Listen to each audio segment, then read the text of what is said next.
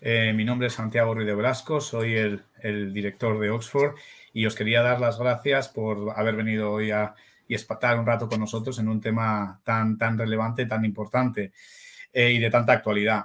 A mí la verdad es que los temas que me gustan de actualidad son los que van más allá de las noticias de los diarios y de las noticias de los periódicos y son cosas que realmente nos quedan más allá, ¿no? Y a mí, desde luego, el tema de cómo empatizamos, cómo aprendemos, cómo integramos a gente diferente es muy clave. Y ahora, obviamente, el tema de hoy es enfocándonos en un grupo que ahora está pasando, pues bueno, que estamos experimentando quizás por primera vez a este tipo de dimensiones. Y no quiere decir que no haya habido niños refugiados antes, pero quizás no habían ocupado tantas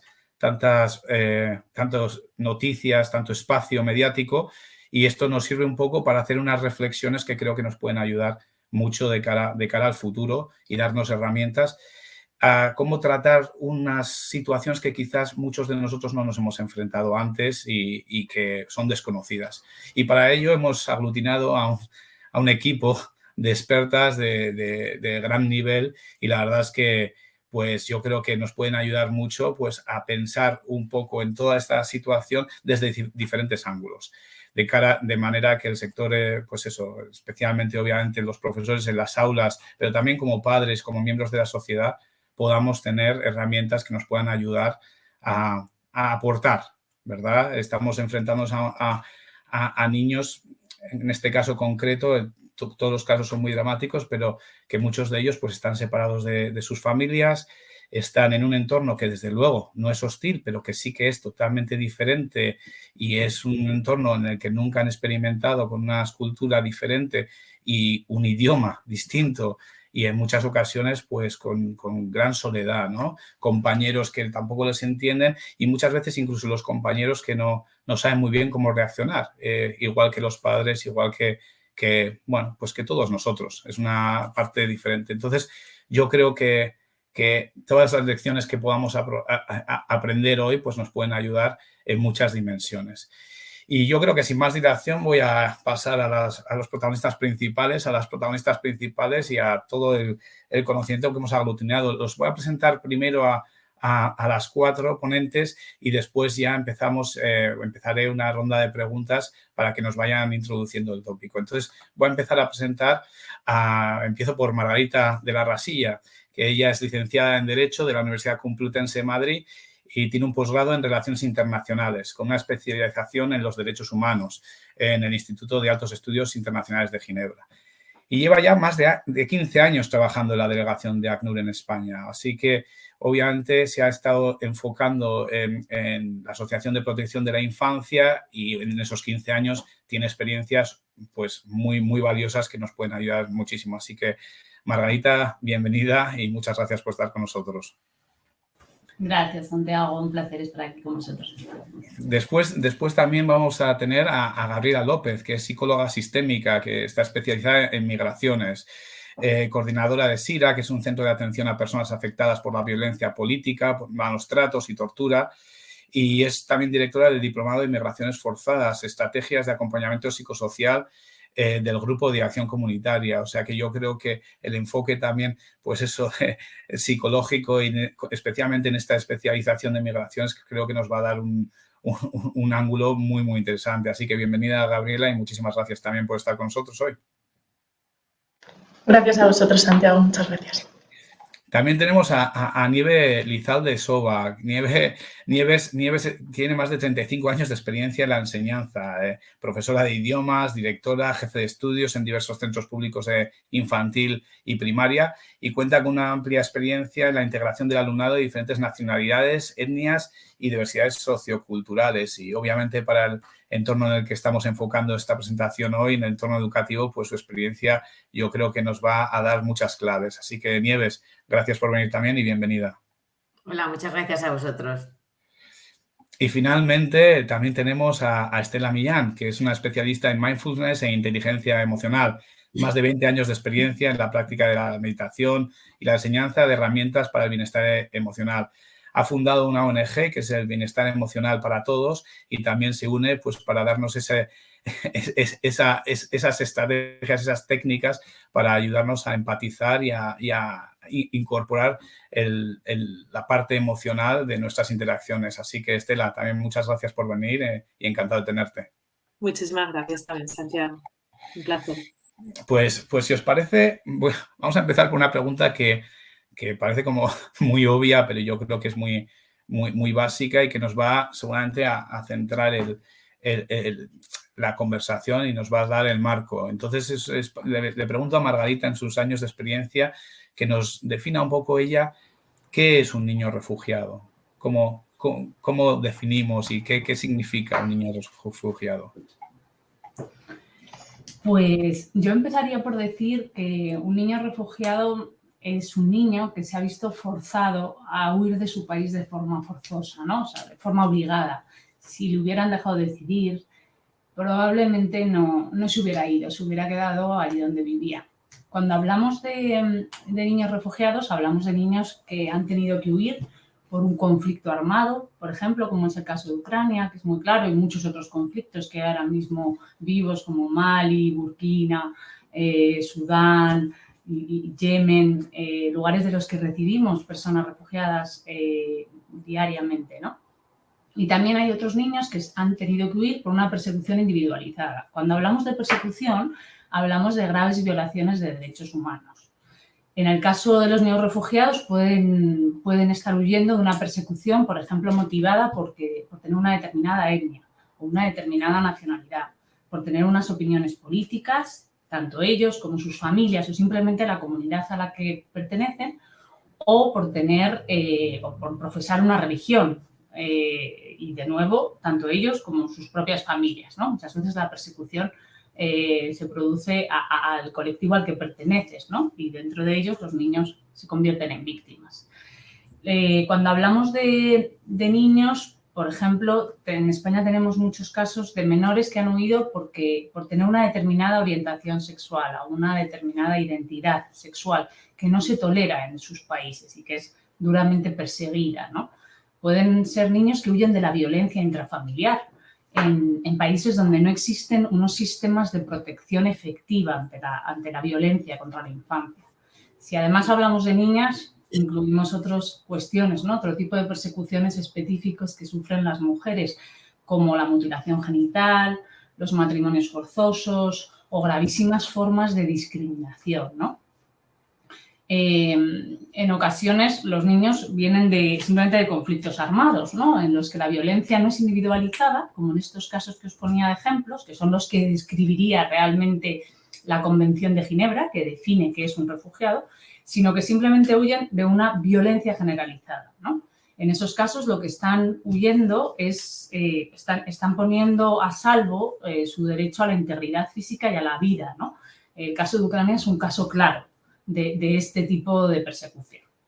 Estos niños pueden llegar acompañados de sus padres y muchas veces solo de uno de ellos, de uno de los progenitores. Esto lo estamos viendo mucho con Ucrania.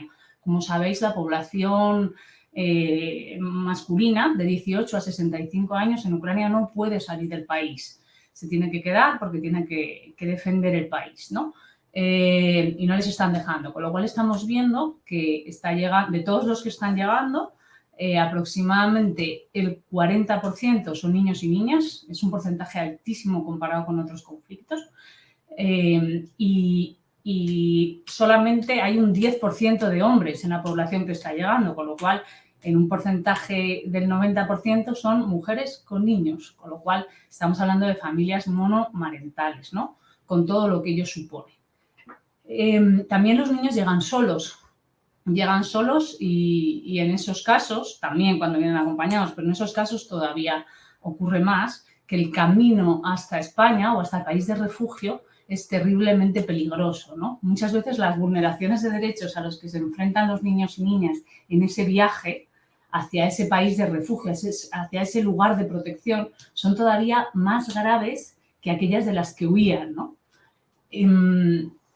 Todo esto para deciros que los niños refugiados son niños que han sufrido mucho. Quizás en algunos casos el daño del que huyen no se haya llegado a producir, pero sí que han huido por miedo a que se produjera, por un miedo real. En otros casos, ese miedo ya se ha producido, ya han sido graves víctimas de vulneraciones de derechos humanos. La legislación internacional y la legislación nacional prevén una protección específica para las personas refugiadas. Los países que han firmado la Convención de Ginebra, como es el caso de España, tienen la obligación de dar refugio y protección a todos estos niños y a sus familias. Y ayudarles, tienen que darles todo el apoyo necesario para ayudarles a rehacer sus vidas, ¿no? Tienen que empezar de cero. Estos procesos nunca son sencillos. Es necesario aprender un idioma, aprender una cultura y, sobre todo, rehacer tu vida con toda una mochila, ¿no? de todo lo que has dejado atrás, ¿no? Que son seres queridos, que es tu casa, que es tu país, ¿no? Entonces, un poco en base a esto, como no tenemos mucho tiempo para profundizar y dirigiéndome a profesores como sois vosotros y profesoras, lo que nos parece fundamental desde ACNUR es educar a los niños, a nuestros alumnos, en lo que es una persona refugiada, ¿no? Y educar desde la empatía. ¿Qué supone para las personas refugiadas dejar su país y tener que rehacer sus vidas, ¿no? ¿Cómo nos sentiríamos nosotros si algún día nos ocurriera? En este sentido, hay una página de ACNUR que yo recomiendo para profesores, que está muy bien, se llama Teaching for Refugees, se la he dejado a los organizadores, con lo cual os la harán llegar, y está pensada en diferentes franjas de edad, ¿no? Para educar en estos conceptos de lo que es un refugiado, de lo que supone convertirse en un refugiado y de los obstáculos y los retos que tienen en la vida diaria las personas refugiadas, y está pensada en franjas de edad. Por ejemplo, la franja de 6 a 9 años, de 9 a 12, de 12 a 15 y de 15 a 18. Hay materiales adaptados para cada uno de estos tramos de edad. Hay vídeos, hay actividades, ejercicios, y yo os animo a que les enseñéis a los alumnos esto, ¿no? Si tenéis niños refugiados en la clase, va a ser muy, muy interesante, pero si no los tenéis también, porque pueden encontrarse con ellos en cualquier lugar, ¿no? Cada vez hay más niños refugiados, pueden estar en el parque, en la parroquia, en el fútbol de los domingos, en cualquier pandilla de amigos, ¿no? Entonces es muy importante, yo creo, que ellos entiendan lo que es un refugiado, por lo que han pasado, y de alguna forma se conviertan en parte de la solución, ¿no? Educar con esa mirada. Lo dejo aquí, pero quedo a vuestra disposición para responder preguntas. Pues muchas gracias, Margarita, y antes de que, seguro que después cuando termine esta hora me riñen porque no he dicho cosas que tenía que haber dicho y no me van a dejar volver a presentar nunca más, así que voy a intentar corregirme, y os digo que hay un par de cosas en el chat. Veréis que ahí podéis hacer preguntas. Las preguntas las vamos a tener como con un poco de suerte 20-25 minutos de preguntas, o sea que poner vuestras preguntas, las iremos moderando, yo las haré haciendo cuando termine las presentaciones, y también toda la documentación va a estar en la parte de folletos, ¿de acuerdo? Si veis dónde está la parte de chat, hay una parte de folletos y ahí podréis descargar también todo el contenido de los que vamos a ir hablando. A ver si con esto he salvado los muebles y me dejan volver a participar. Pero ahora, mira, voy a pasar. Es muy interesante lo que hemos estado hablando de Margarita, y lo voy a unir con Gabriela, porque desde el punto de vista de tu experiencia nos gustaría, yo creo que, entender un poco más la realidad de la infancia migrante, en el sentido de cuáles son los principales impactos que tiene y cómo podemos acompañar a esas experiencias desde el punto de vista más quizás psicológico para realmente ayudar a esa adaptación, a esa realidad a la que se enfrentan. Gracias, Santiago.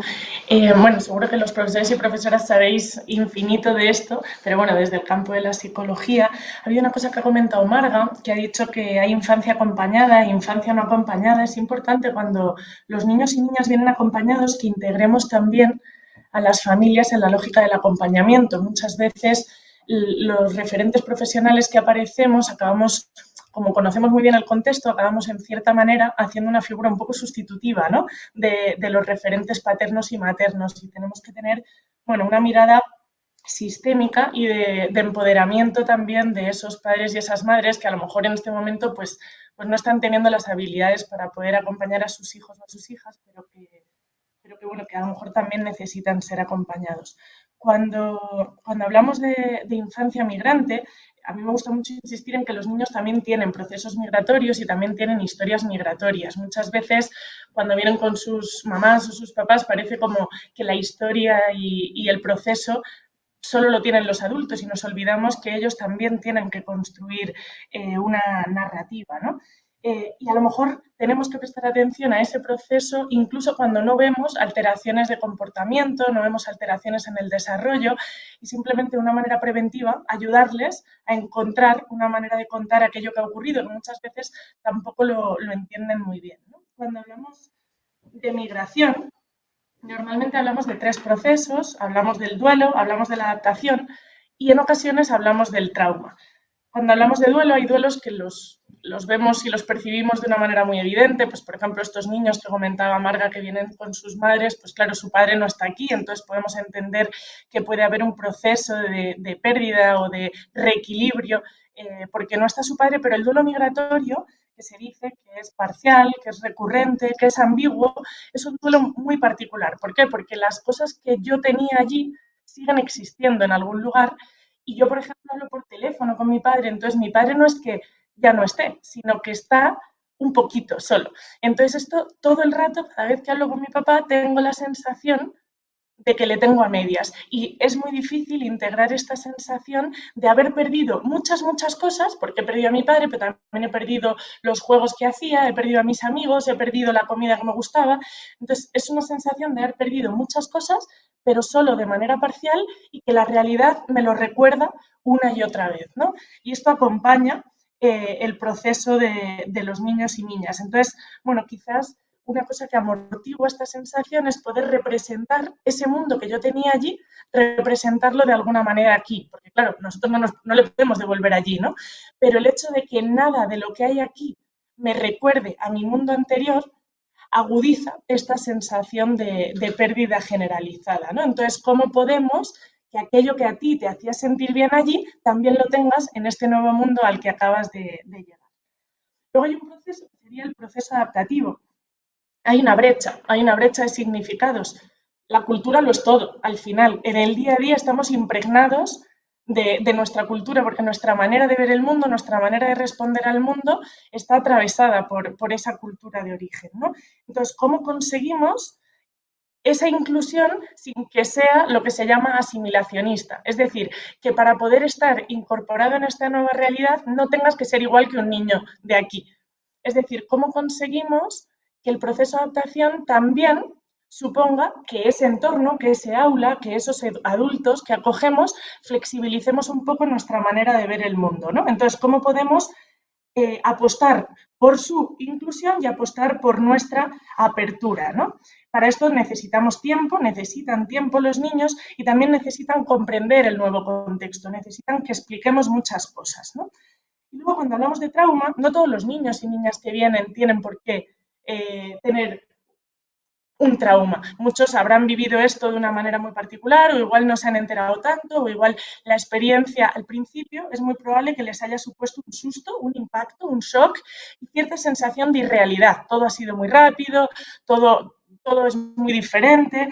Entonces, nuestro trabajo sería intentar ponerle orden y sentido a lo que ha ocurrido. Es decir, intentar, adaptado a la edad, como decía Marga, intentar dar respuesta a todas esas miles de preguntas que tienen en su cabeza desde los 3 años hasta los 17, cada uno un poco adaptado a su capacidad de comprensión, ¿no? Entonces, sería darle orden y sentido a la experiencia, dar seguridad y calma y luego trabajar esa aceptación y esa acogida, tanto física como identitaria, como emocional, como comunitaria, ¿no? En el aula podemos trabajar desde la observación, asumiendo que hay niños que van a tener unos síntomas positivos, que son aquellos que se ven mucho, y va a haber otros que a lo mejor pueden aparecer síntomas negativos. El típico niño que se queda al final de la clase, que no habla con nadie, que es muy discreto, pero que también puede estar sufriendo. Intentar observar cuál es su manera de relacionarse con los niños y normalizar el proceso. Y luego, bueno, pues obviamente trabajar con la familia, trabajar en la medida de lo posible redes de apoyo. Marga decía, un 40% de las personas son niños. Intentemos que tengan otros niños de sus mismos referentes culturales cerca, que les puedan servir de apoyo y que puedan hacer esa tarea de inclusión y de integración un poquito más progresiva. Intentemos amortiguar esa sensación de soledad que puede aparecer en un proceso como este, ¿no? Y ayudémosles a contar su historia, a legitimar, a comprender, a empoderarles, a que no se vean como víctimas. Estos niños son más que niños que vienen de una guerra. Son niños que les gusta el fútbol, o les gusta el baloncesto, o les gustan las hamburguesas, y son mucho más que niños de la guerra, ¿no? Intentemos que no acaben en ese estereotipo, ¿no? Y entonces, bueno, pues planteémonos con curiosidad, con aceptación y con admiración acompañar este proceso que habitualmente, y ya voy a acabar, habitualmente tiene 3 fases que se han mencionado en muchas ocasiones en la bibliografía, ¿no? Cuando uno hace un proceso migratorio, normalmente llegas y hay una primera fase de entusiasmo y estás como abrumado con todo y todo es maravilloso y estás como súper ilusionada. Y después, habitualmente viene un choque de realidad, ¿no? Y te das cuenta que todo eso que era como una película maravillosa se convierte en una realidad un poquito más hostil. Y en ese momento probablemente es cuando más se necesita ese acompañamiento, no tanto en un momento inicial, ¿no? Para que ese reequilibrio acabe en una aceptación de la realidad que no provoque un excesivo sufrimiento. Y yo creo que, como me habéis dicho que 7 minutos, creo que llevo 7 más o menos exactos. Clavado, Gabriela, muchísimas gracias.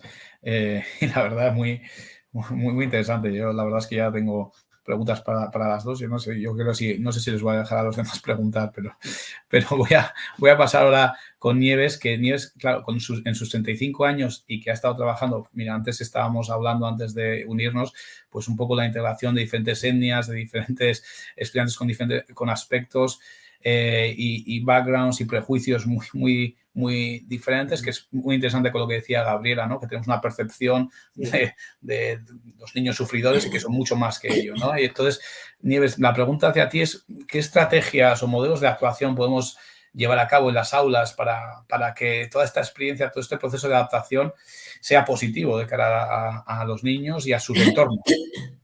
Yo creo que, bueno, lo primero, estoy encantada de estar aquí porque me parece un tema muy interesante y que estamos aprendiendo todos muchísimo. Un poco uniendo con lo que contaba Gabriela y Margarita, yo creo que el profesor se va a encontrar con con una situación que tiene que tener en cuenta, primero, la situación emocional del alumnado y cómo afrontar la escolarización de ese alumno. En cuanto a la situación emocional, a mí me parece que, bueno, ya lo ha explicado fenomenalmente Gabriela, se va a encontrar el problema con muchas situaciones diferentes porque cualquier tipo de emoción provoca un comportamiento distinto. Entonces, en este caso, no vamos a poder generalizar. Hay alumnos, como decía ella, que les vamos a ver muy motivados, otros alumnos desmotivados. Incluso nos puede sorprender que en un momento en el recreo veamos momentos de euforia al volverse a encontrar en una situación que ellos ya habían perdido. El colegio va a ser algo fundamental porque les va a dar primero estrategias para gestionar y, como decíais vosotras, y manejar esas emociones, para tener luego una recuperación de las habilidades sociales que en el proceso de viaje que han venido hacia aquí las han perdido, muchos de ellos, para recuperar su autoestima, para volver a sentirse seguros de sí mismos y, lo más importante también, tener la herramienta del aprendizaje del español, que va a ser el medio de comunicación. El colegio un poco no solamente es positivo a la hora para los alumnos, sino también para el mismo centro escolar. Yo siempre decía que en los colegios que tenían muchas nacionalidades no explicábamos lo que era la diversidad o lo que era la integración, porque allí los niños vivían las diferencias, las similitudes, vivían la empatía, es decir, todo eso se vive y es un enriquecimiento para el colegio. Pero una de las cosas importantes que yo veo es que estos alumnos ya estaban escolarizados. Entonces es una situación diferente porque llegan aquí ya con conocimientos e incluso aunque no tengan la adquisición del español, vienen con muchísimas habilidades adquiridas. Tienen estrategias, tienen creatividad, tienen modelos de estudio, modelos de aprendizaje. Entonces, yo creo que ese es el puntal fundamental desde el que tiene que partir todo el profesorado para dirigir la metodología y la didáctica. Estoy de acuerdo con Gabriela que lo primero es no evitar el aislamiento. En ese sentido, bueno, el aula es fundamental por supuesto, que los niños no estén sentados de forma individual, sino en equipo, porque eso ya les da una seguridad. Otra estrategia, como también ha dicho ella, es el tener un alumno guía. Todos los profesores sabemos quién es el perfil adecuado a cada niño para que le dé seguridad, para que les sirva de enlace para conocer a nuevos amigos, incluso para acompañarle en el centro escolar los primeros días, que suelen ser muy grandes. Otro puntal es el aprendizaje, yo creo, del español. El aprendizaje del español, ahora sí que es verdad que ya con el aprendizaje de tantas nacionalidades, muchos de los profesores que me están escuchando saben que incluso hay materiales ya editados de español ucraniano. Entonces, yo lo basaría en tener 2 líneas de trabajo a la vez. Por una parte, el aprendizaje de palabras básicas a través de centros de interés, es decir, trabajar palabras clave de el colegio, las rutinas, mi familia, mi casa, palabras sencillamente de vocabulario, porque ya les da una cierta seguridad en la comprensión. Hay editadas, ahora ya, gracias a Dios, muchos materiales, unos de ellos son en tarjeteros con apoyo visual, y esto facilita además que el juego y el aprendizaje visual. Bueno, todo esto que voy a ir nombrando está, como ha dicho antes Santi, en lo de los folletos. Y a la vez, hay también otro material que se ha editado ya a base de pictogramas. No olvidemos que también en el grupo de refugiados de niños pueden venir niños con discapacidad, niños con necesidades educativas especiales. Y entonces esta serie de materiales con pictogramas les ayuda muchísimo también a ellos que tienen una integración un poquito más difícil en el centro escolar. Aparte del aprendizaje del español, que se puede llevar, y yo creo que en algunos centros ya se ha empezado con el establecimiento de aulas de enlace que centralizan ese aprendizaje solo con los niños que lo necesitan. Luego, el aprendizaje en el grupo de clase para mí es el más importante. Y ahí me gusta destacar siempre 4 áreas, que son la educación física, la música, la plástica y el inglés. ¿Por qué? Porque esas áreas, bueno, son maravillosas para la adaptación. Todas esas áreas, el lenguaje verbal no es fundamental. Se utiliza el juego como vehículo de integración y sabemos que ese es un lenguaje universal. Y especialmente el área de inglés, que es la que yo pues más he trabajado, es un área que tiene algo también muy, muy importante, y es que no es la lengua materna de ningún niño. Entonces, tanto los niños ucranianos como los que tenemos aquí y los de otras nacionalidades no es su lengua materna. Y ahí ya tienen un punto en común todos. El área de inglés, además, es un área que siempre hay cantidad de niveles. Entonces, los materiales didácticos que tenemos están adaptados de manera que puedes hacer una misma actividad y adaptarla a distintos niveles. Y además es un área en la que es muy fácil utilizar las nuevas tecnologías. Las nuevas tecnologías es una herramienta que yo creo que también es importante nombrar aquí, porque nos ayudan a que tú estás trabajando un tema concreto, yo qué sé, el colegio, la familia, y un alumno puede estar trabajando con un vocabulario básico haciendo una actividad y otro alumno con un vocabulario muy elevado. Pero todos están integrados en el aula porque están haciendo la misma actividad. Entonces, esa sensación de pertenecer al grupo y de igualdad, yo creo que es lo que el profesorado tiene que estar continuamente trabajando. Otro punto es el utilizar, como decía también Gabriela, el bagaje personal que trae cada niño. Ese bagaje cultural, ya digo, las habilidades que tiene ya adquiridas. Y para ello es muy importante 2 cosas, los proyectos de centro y también, como decía Gabriela, el aula, que esté ambientada con murales, con exposiciones en las que cada alumno se vea reflejado como parte de ese grupo. Luego, pues si tenemos un ratito, me gustaría contar, porque yo creo que lo que a los profesores más les interesa, cosas prácticas, ¿no? ¿Qué mural se puede hacer? ¿Qué actividad se puede hacer? Ahora quiero hacer solo un pequeño resumen. La gestión de las emociones es otro puntal. Y lo mismo, no centralizarla en trabajar las emociones solo con esos niños, como decía Margarita, sino con un proyecto que implique a todo el grupo de aula, incluso a todo el centro, a toda la comunidad escolar. Hay cantidad de proyectos, cantidad de juegos, y lo bueno es que muchos de ellos no requieren ni siquiera el lenguaje verbal, que puede ser un impedimento en este caso, sino juegos de empatía, que luego ya digo, si tengo tiempo, yo creo que es lo importante en nombrar por lo menos varios casos, aunque en los folletos hay juegos, actividades que se pueden aplicar. Yo creo que en resumen es que el profesor tenga claro que lo que tiene que ayudar es para continuar con el desarrollo emocional y cognitivo del alumnado. basándose en todo el bagaje, en todo lo que esos niños pueden aportar y como decíamos, y haciendo que esa adaptación a través de distintos proyectos, murales, actividades y a través de la integración de las familias en esos mismos proyectos. Todos los colegios sabemos que celebramos los carnavales, la Navidad, el Día de la Paz, pues ahí las familias tienen que tener su sitio. El lenguaje no adquirido no tiene por qué ser un impedimento. O sea, las mamás pueden participar decorando, haciendo de los decorados y ya se sienten importantes.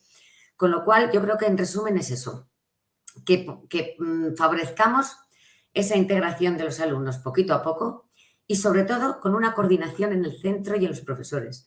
El niño tiene que sentirse apoyado por el profesor cercano al alumno y el alumno cercano a sus compañeros. Y por último, quiero decir que, bueno, que nos pilla un buen momento, porque la afectividad ahora es fundamental. Y esto hace 2 años, todos los centros sabéis que teníamos pues una normativa de aislamiento que era muy difícil organizar distintos tipos de actividades, ni siquiera podían estar sentados los niños en equipo o de uno en uno. Entonces, bueno, ahora tenemos las puertas un poquito más abiertas para que la afectividad sea ya una realidad en el aula y que nos ayude a esta adaptación y a esta integración.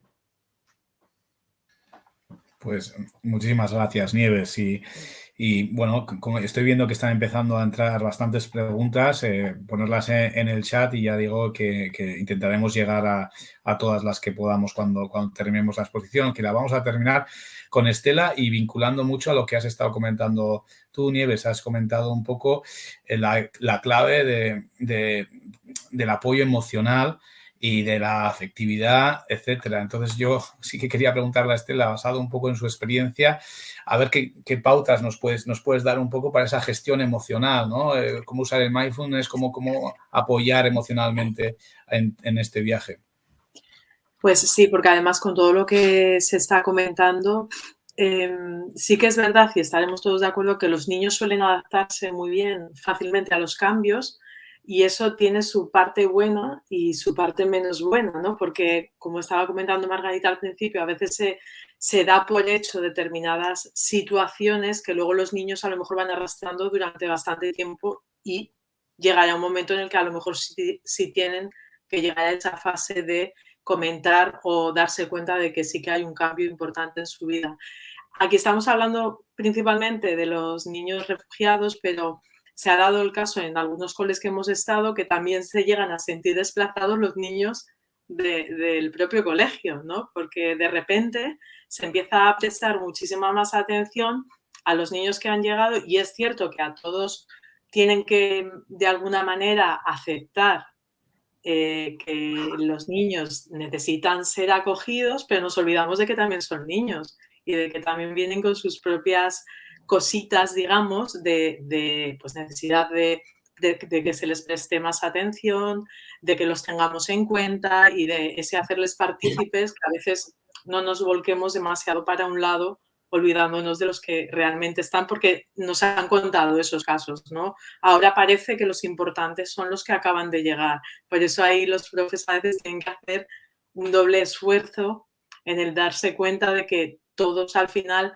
están necesitando esa misma atención, ¿no? Y aunque se da por hecho, como nos lo han manifestado, simplemente lo dejo así caer porque fue la semana pasada que decían, es que parece que ahora los más importantes...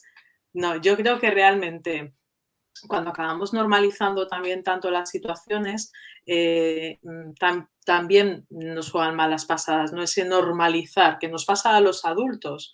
Entonces también a los niños les pasa que se acaban normalizando tanto, que van llegando niños cada semana, que a veces se pierde la verdadera esencia.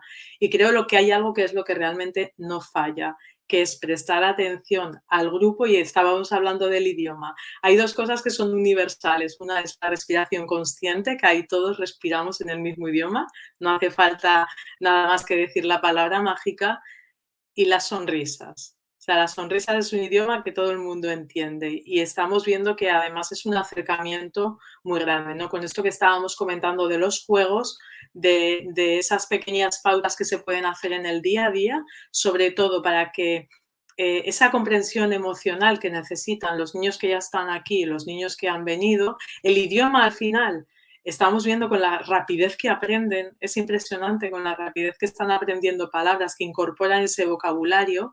Entonces creo que lo importante en este caso sería el centrarnos en, bueno, aquietar en un momento dado, cuando hay situaciones que se nos escapan de las manos, lo que más estamos viendo en los grupos, da igual las edades, es parar un momentito, darnos cuenta, respirar, hacernos conscientes de cómo estamos emocionalmente y solamente podemos verlo pues cuando hemos parado, cuando nos estamos observando, ¿no?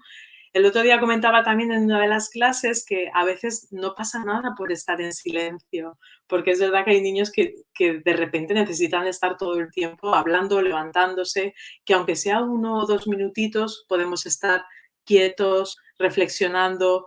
Lo estamos haciendo incorporando después del recreo, que es un momento que 10 minutos no nos hacen perder clase, sino todo lo contrario, nos hacen optimizar ese tiempo, ¿no? Porque paramos un poquito ese ajetreo con el que se vuelve del recreo, ese alboroto, y sin embargo vamos incorporando que es un momento para la pausa, es un momento para la tranquilidad y para afrontar las siguientes clases, pues desde una actitud más de reposo, no estar constantemente alborotados. Es verdad que a los niños les cuesta estar en determinadas edades un poquito más quietos, pero también se les puede enseñar que a través de la respiración podemos llegar a ser más conscientes de cómo está nuestro mundo emocional, de poder ponerle ese nombre a las emociones y sobre todo de incorporar una rutina que me va a hacer sentir que puedo controlar mucho mejor mis enfados, pues la paciencia que la pierden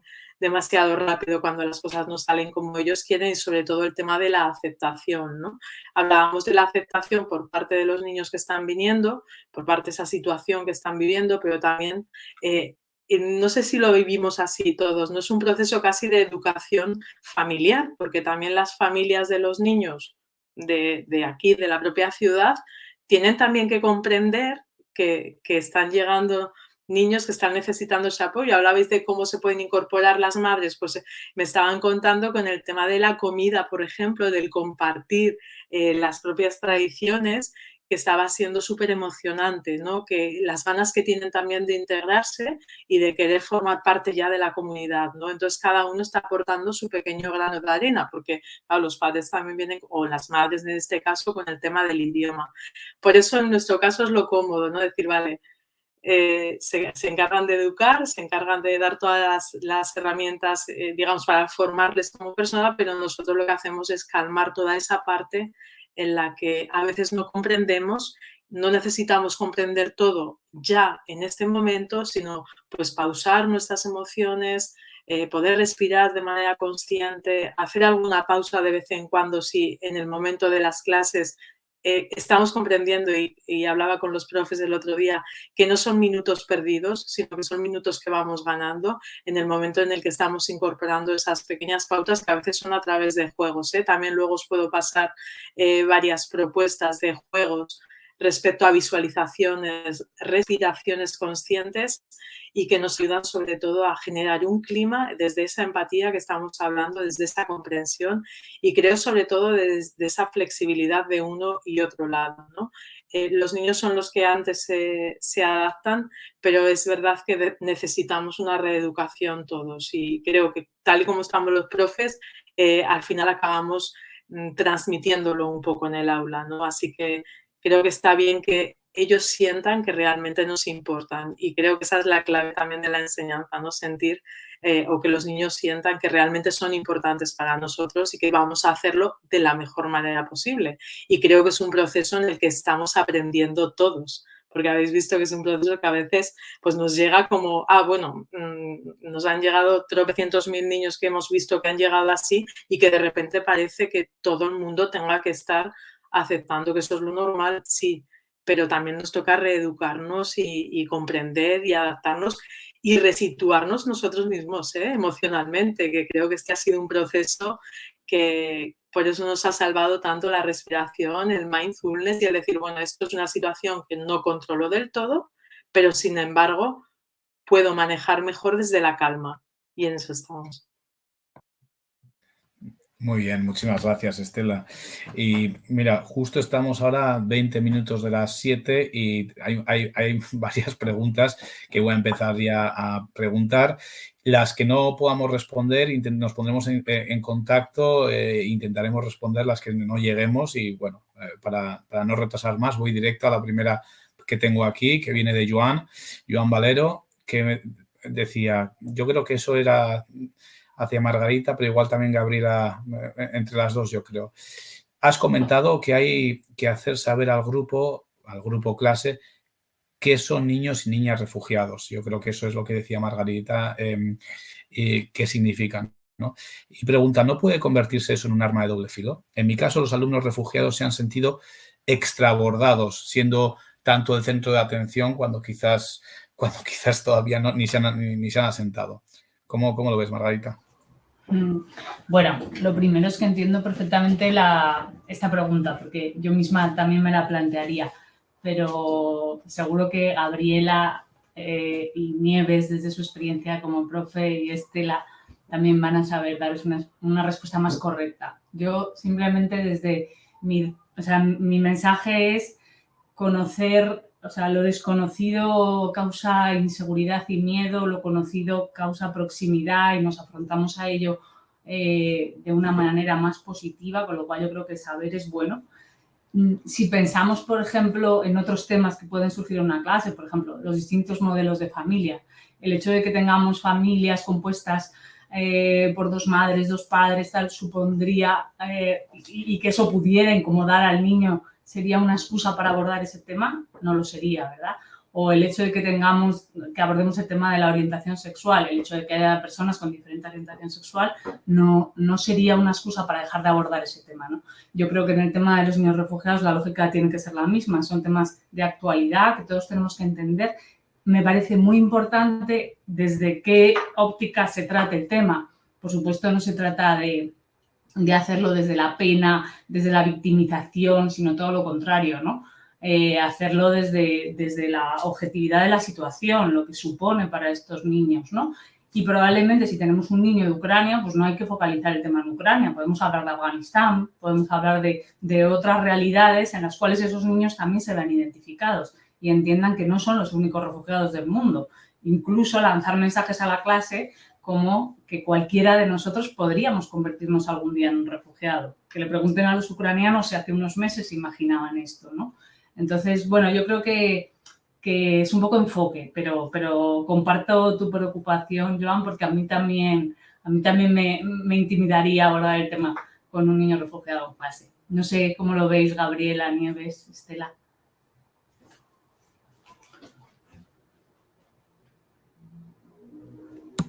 Mira, yo...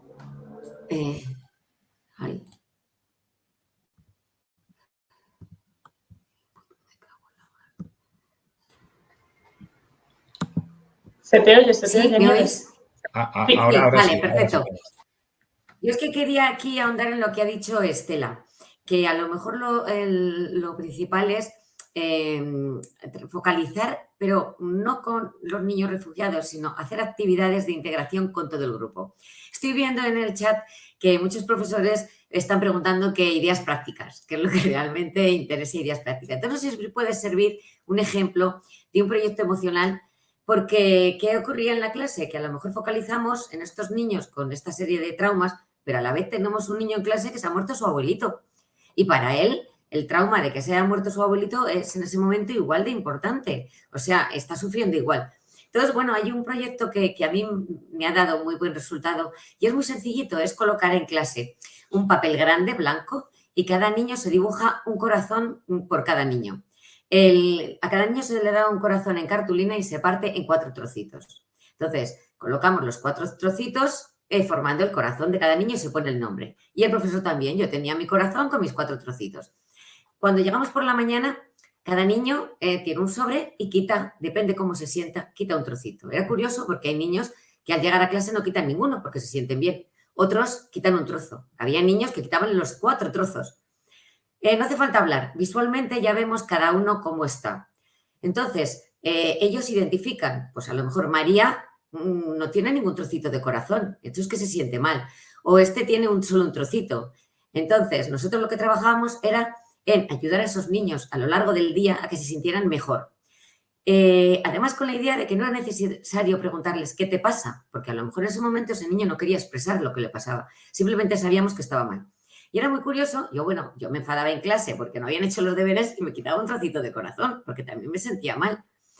Iba pasando la mañana y al final del día era muy curioso que muchos niños iban volviendo a poner otro trocito. O sea, con lo cual quiere decir que estaba funcionando la empatía, incluso sin saber por qué, pero se sentían acompañados los niños que habían quitado trozos. Al final del día había corazones que habían comenzado con un trozo y al final tenían los 4 trocitos llenos. Quiero decir que ejemplos como este no se necesita el lenguaje muchas veces, pero surge la empatía de ayudar a los compañeros, de pensar qué te pasa. Entonces, yo soy más partidaria de hacer eso, proyectos con todo el grupo, trabajar la empatía, las emociones, la integración, con todo el grupo en general, porque cada niño es un mundo y cada niño tiene sus problemas, su identificación. Entonces, bueno, hay muchos ejemplos de estos, luego más adelante, si queréis, os cuento alguno más, pero es un poco a ejemplo de lo que yo os quería comentar. No sé si os va a haber servido de algo. Hombre, seguro que sí. Además, estas ideas prácticas yo creo que siempre ayudan y dan ideas de cómo experimentar. Voy a pasar a la siguiente pregunta para que dé un poco, porque esta es una pregunta que la voy a interpretar un poco porque es una pregunta muy larga, pero yo creo que es una pregunta de Alexander que nos pregunta que estaba en clase con una niña ucraniana refugiada y que hay ciertos temas que quería tratar y se siente, wow, puede que este tema sea dedicado para esta persona y le haga recordar o experimentar cosas que pueden ser pues un poco traumáticas. ¿Cómo se gestiona? ¿Qué pautas para gestionar este tipo de cosas en clases? Que la alternativa quizás es no tratar el tema. Entonces, ¿qué opiniones os sugiere un poco cómo tratar temas que pueden ser potencialmente conflictivos? No sé a quién dirigirla, yo creo que Gabriela, también obviamente Nieves, Estela, yo creo que ¿qué ideas tenéis? Voy a empezar por Gabriela. Gracias. Yo creo que tenemos que partir de base también de que los niños la información la tienen. Es decir, que antes el compañero decía, ¿no? Dice, ahora los niños refugiados están como sobreacompañados. No sé si esto es un fenómeno Ucrania o un fenómeno refugiados. Yo diría que es un fenómeno Ucrania. No sé si los niños sirios que llegaron en el 2015 estuvieron tan arropados. O sea, quiero decir que los niños, por no ceñirnos a este caso concreto, saben lo que ocurre. Ahora mismo hay un imaginario sobre lo que está ocurriendo en Ucrania que, aunque no lo abordemos en el aula, está en los grupos de iguales, está en las familias, está en las casas y casi es peor alimentar el tabú, alimentar el imaginario, alimentar la duda, alimentar la confusión, ¿no? Entonces, yo creo que en general hablar no daña o no traumatice siempre y cuando midamos cuándo hablar, cómo hablar y de qué manera hablar, ¿no? Pues claro, decíais antes, hablar ahora de lo que es un niño refugiado, hombre, pues no sé si la semana que han llegado 5 niños hay que dar el taller justo esta semana, pues probablemente no. Si los niños tienen 10 años, pues a lo mejor les podemos preguntar a ellos cómo quieren que hablemos de esto, o a lo mejor tenemos que hablar al principio de una manera más simbólica o más metafórica, ¿no? Pues, por ejemplo, respecto a herramientas que decía Nieves, yo me acuerdo de un cole en el que tenían una maleta en el aula y cada semana se llevaba la maleta un niño a casa. Y entonces volvía con la maleta llena de las cosas que quería compartir de su mundo. Y entonces venía y le dedicaba 1 hora a contar su mundo en su maleta, ¿no? Y era una maleta rotativa. Bueno, esta es una manera más natural quizás y más elegida por parte de los niños de cómo acercar esto, ¿no? Pero yo no temería hablar de determinados temas. Quizás si creo que puede haber niños o niñas que se puedan sentir afectados, se lo anticiparía, es decir, les diría que vamos a hablar de este tema para que puedan prepararse emocionalmente y decirnos si hay cosas que no quieren abordar o que no quieren participar a lo mejor, y después haría un trabajo de acompañamiento con el niño o la niña, le prestaría especial atención y me sentaría y le diría que cómo se ha sentido y que si ha habido algo que no le ha sentado bien, etcétera, ¿no? Pero creo que si no, alimentamos tabús, alimentamos imaginarios y los niños y las niñas se enteran de todo. O sea, son muy, muy sensitivas. Muchas gracias, Gabriela. Yo creo que esto también, y esta pregunta la voy a hacer hacia Estela, porque también está un poco relacionada a algo que también habíamos hablado antes de empezar la sesión, que es cómo educar en empatía a las familias en el centro. O sea, cómo la escuela puede ayudar a las familias o cómo puede apoyarles y transmitir empatía. Básicamente también un poco relacionando lo que hemos dicho antes, ¿no? Que de repente el centro de atención igual piensa, oye, ¿mi hijo qué? O cómo podemos trabajar esa dimensión desde la escuela.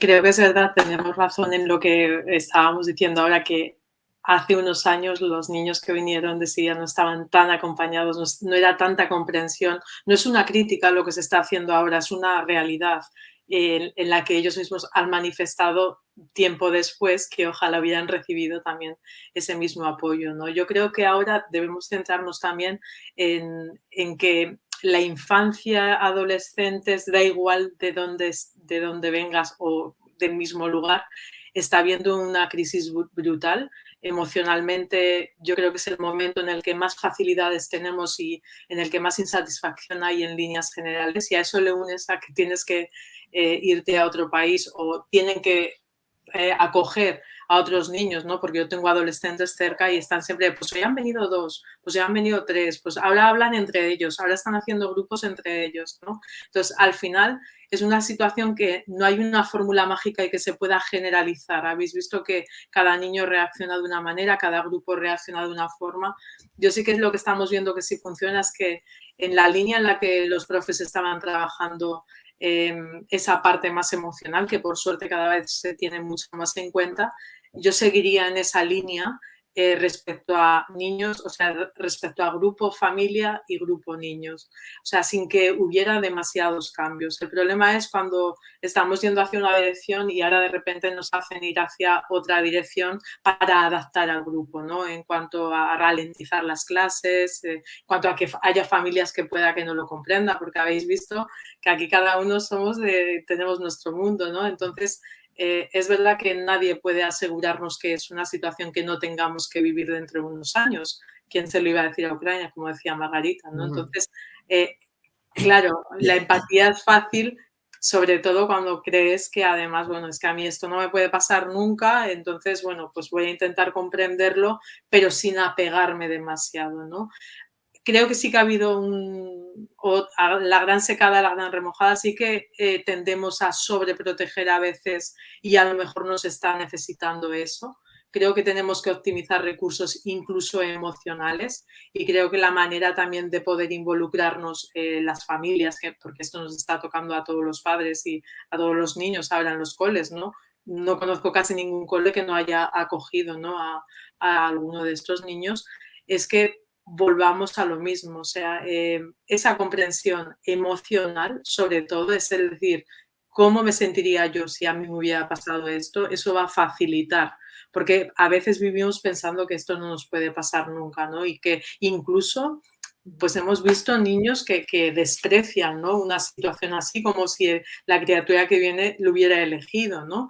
Pero creo que la comprensión emocional nos lleva al final a ser más empáticos, más flexibles, más comprensivos en el día a día y sobre todo lo que hace mindfulness es darnos cuenta. A mí hay una traducción muy bonita que me encanta, que es presencia con amor.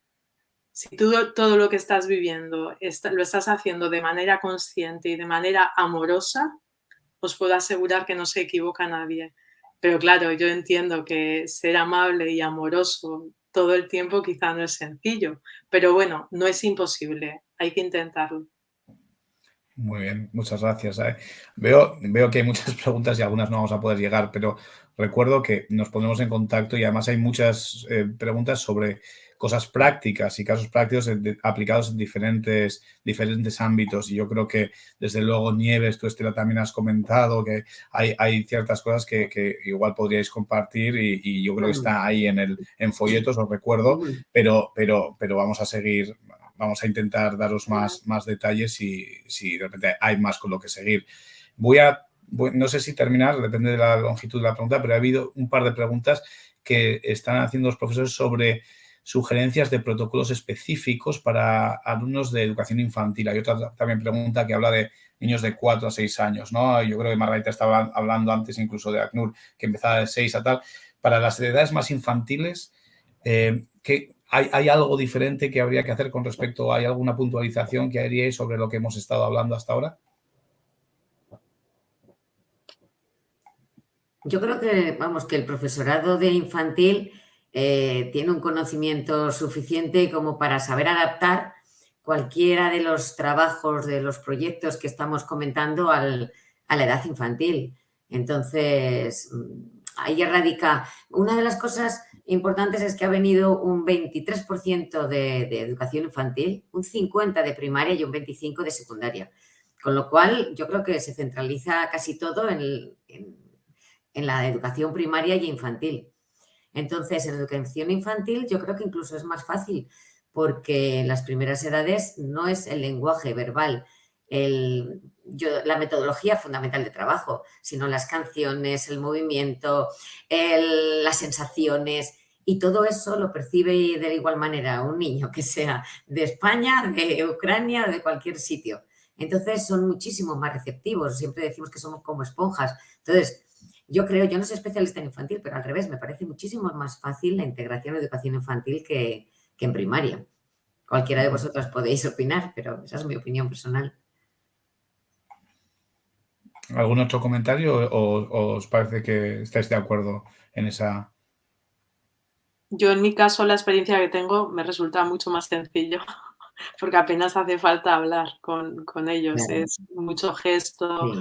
mucho cariño, mucho abrazo. Hombre, ahora con la pandemia había sido difícil, pero ahora que volvemos a recuperar, es la etapa más sencilla. O sea, ahí es como tú dices, Nieves, es seguir haciendo lo mismo, porque al final están en un proceso de apertura al aprendizaje muy bonito, ¿no? Sí. Por mi parte, estoy de acuerdo contigo.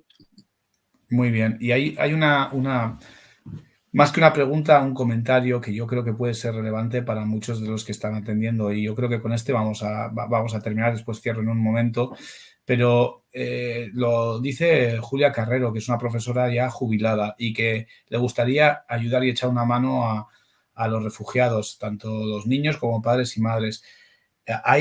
¿Cómo puede la gente colaborar más allá? Bueno, si tienen espacio más allá, ¿qué sugerís? ¿Tenéis alguna idea de cómo podría colaborar la gente que se quiera involucrar?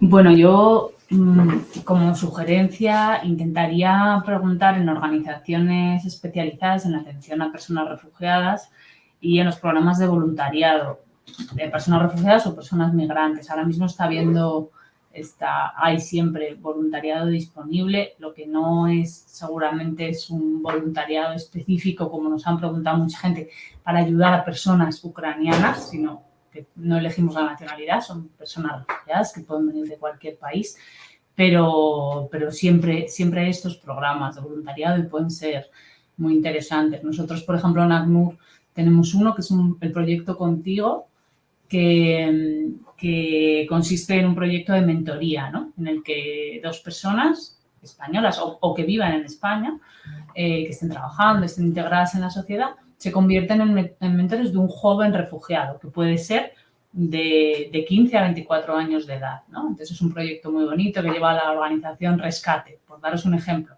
Y ahora mismo tienen muchas personas refugiadas, muchos jóvenes refugiados, también algunos de nacionalidad ucraniana, pero obviamente no todos, y están buscando voluntarios, ¿no? Pues este sería un bonito proyecto en el que participar. En Cáritas, por ejemplo, me consta que están buscando voluntarios también, y seguro que en todas estas organizaciones, que por ejemplo en la web de ACNUR podéis consultar, también puede haber oportunidades.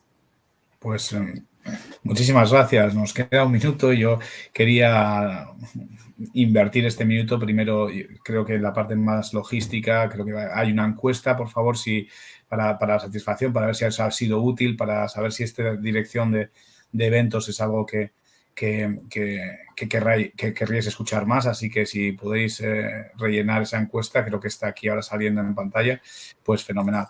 Pero yo sí que quería a nivel personal, dar las gracias tanto a Estela, a Gabriela, a Nieves, a Margarita. Desde luego yo he aprendido muchísimo y la verdad es que podría estar otra hora fácilmente, otra hora, otras 2 horas. Lo que he dicho, yo creo que hay muchísimo material que vamos a intentar compartir, pero viendo las preguntas creo que hay también mucha necesidad de elementos prácticos, con lo cual si hay alguna cosa que se ocurre más allá de los materiales que hay, pues también lo compartiremos con los asistentes. Pero de nuevo, mil gracias. Yo la verdad lo he disfrutado muchísimo y espero volver a contar con vosotras en el futuro. Y muchas gracias a todos los que habéis invertido 1 hora de vuestro tiempo en pasar este rato con nosotros. Muchas Gracias a gracias. vosotros. Gracias. Que tengáis buena tarde. Igualmente. Chao. Hasta siempre. Chao.